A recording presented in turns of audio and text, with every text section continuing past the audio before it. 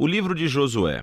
Vamos voltar e lembrar a história até agora. Deus escolheu Abraão e a sua família se tornou o povo de Israel, que é então escravizado no Egito. E assim, através de Moisés, Deus resgatou Israel do Egito. Ele fez uma aliança com eles no Monte Sinai e os guiou pelo deserto. Israel então acampou fora da terra prometida e Moisés os chamou para obedecerem os mandamentos de Deus, para que eles pudessem mostrar a todas as outras nações como Deus é. O livro de Josué começa logo depois que Moisés morreu e Israel está pronto para entrar na terra. Então, a história de Josué é projetada com 4 pontos principais. Josué primeiro leva Israel para a terra prometida. E lá, eles encontram toda a hostilidade dos cananeus e entram em batalha. Depois das suas vitórias, Josué divide a terra prometida como herança para as 12 tribos. E, então, o livro termina com esses discursos finais que Josué dá ao povo. Vamos nos aprofundar e ver como tudo isso flui junto. A primeira sessão começa com a morte de Moisés e Josué é apontado como o novo líder de Israel. E o autor intencionalmente apresenta Josué como um novo Moisés.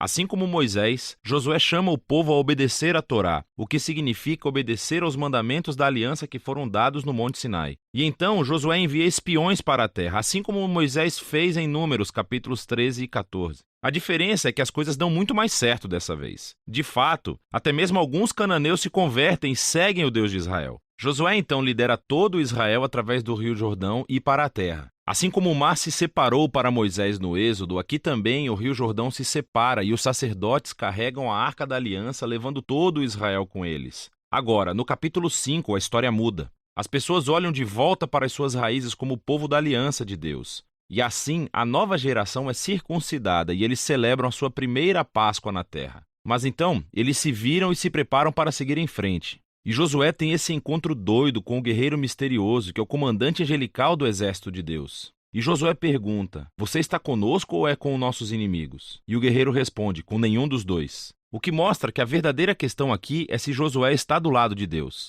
Isso deixa claro que toda essa história não é sobre Israel contra os cananeus. Pelo contrário, essa batalha é de Deus e Israel vai desempenhar o papel de espectador, ou, algumas vezes, torcedor do plano de Deus, o que nos leva à próxima sessão. Encontramos histórias sobre todos esses conflitos que Israel teve com diferentes grupos cananeus, e a primeira parte reconta a história de 2 batalhas com detalhes. Isso é seguido por uma série de contos que condensam anos de batalhas em alguns breves resumos. Então, as 2 primeiras batalhas são contra Jericó e depois Ai. Eles oferecem esses relatos da fidelidade de Deus em contraste com o fracasso de Israel. Em Jericó, Israel deve adotar uma abordagem completamente passiva. Então, eles deixaram a presença de Deus na arca guiá-los pela cidade através de música durante 6 dias. Porque, como Raabe se voltou para o Deus de Israel, talvez o povo de Jericó fizesse o mesmo, mas não fazem. E assim, no 7º dia, os sacerdotes tocam as trombetas e as paredes caem, levando Israel à vitória. O objetivo da história é mostrar que Deus é quem vai libertar o seu povo.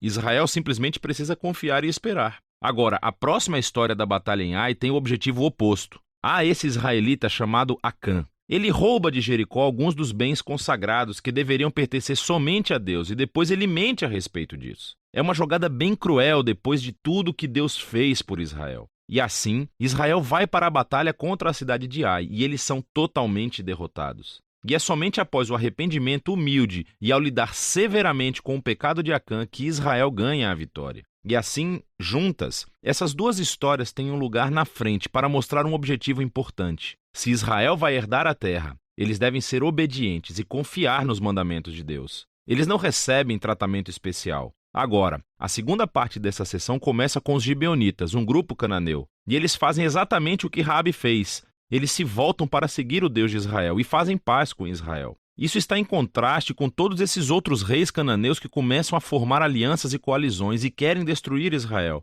Então, Israel entra em batalha com eles e tem uma vitória esmagadora. E assim, toda essa sessão conclui com uma lista de resumo de todas essas vitórias ganhas por Moisés e depois por Josué. Vamos parar por um segundo, porque há a possibilidade de que essas histórias e a violência nelas irão incomodá-lo. E, se você é um seguidor de Jesus, você é obrigado a se perguntar: Jesus não disse para amar os seus inimigos? Por que Deus está declarando guerra aqui? Então, primeiro, por que os cananeus? As razões principais são dadas anteriormente na história bíblica. É que a cultura dos cananeus se tornou extremamente corrupta moralmente, especialmente quando se trata de sexo. Veja o capítulo 18 de Levítico. E eles também praticavam amplamente sacrifício de crianças. Veja Deuteronômio capítulo 12. E Deus não queria que essas práticas influenciassem Israel. Os cananeus tinham que desaparecer. O que levanta uma segunda questão. Deus realmente comandou a destruição de todos os cananeus como um genocídio? Então, à primeira vista, você olha as frases usadas nessas histórias. Eles os destruíram totalmente, não deixaram nenhum sobrevivente ou tudo o que respira. Mas à segunda vista, você verá que essas frases são claramente hipérboles e não literais. Então, volte ao mandamento original sobre os cananeus em Deuteronômio capítulo 7. É dito a Israel para primeiro expulsar os cananeus, mas depois destruí-los totalmente. E então, isso é seguido de mandamentos para não casar nem fazer negócios com eles. Você não pode se casar com alguém que você destruiu. Acho que você entende. A mesma ideia se aplica às histórias de Josué. Olhe de perto. Assim, por exemplo, nos é dito no capítulo 10 de Josué que Israel não deixou sobreviventes nas cidades de Hebrom ou Debir. Mas depois, no capítulo 15, vemos essas cidades e elas ainda são povoadas por cananeus. E então, o que estamos vendo é que Josué se encaixa em outros relatos de batalhas antigas, usando a linguagem hiperbólica, não literal, como parte do estilo narrativo. E assim, a palavra genocídio não se encaixa realmente no que vemos aqui. Especialmente à luz das histórias sobre os cananeus que se voltaram para o Deus de Israel, como Raabe e os gibeonitas. Deus estava aberto para aqueles que se voltassem para ele. A última coisa a pensar é que essas histórias marcam um momento único na história de Israel.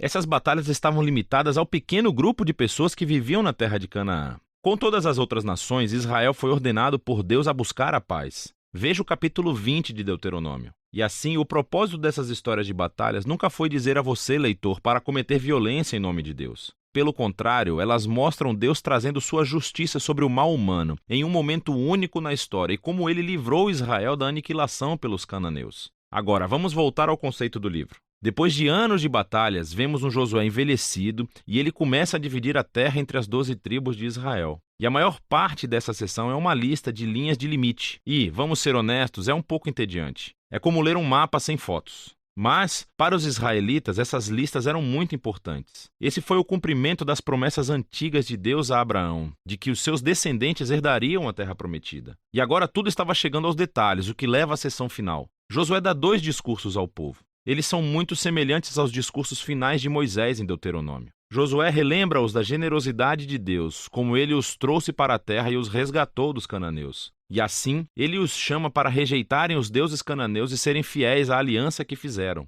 Se fizerem isso, terão a vida e a bênção na terra. Mas se forem infiéis, Israel vai receber o mesmo julgamento divino que os cananeus receberam. Eles serão expulsos da terra para o exílio. E assim Josué deixa Israel com uma escolha. O que Israel vai fazer? Essa é a grande questão que paira sobre Israel quando termina a história. E esse é o livro de Josué.